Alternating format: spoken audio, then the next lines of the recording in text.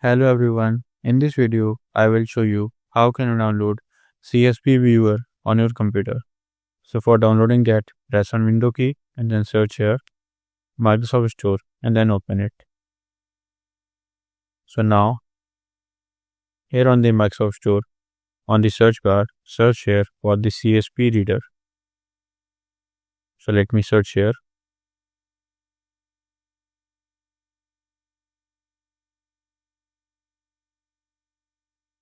So now here you can see many softwares are showing.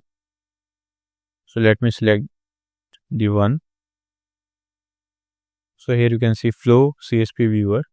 So now click on it and you can download this software to view CSV readers or can say CSV files.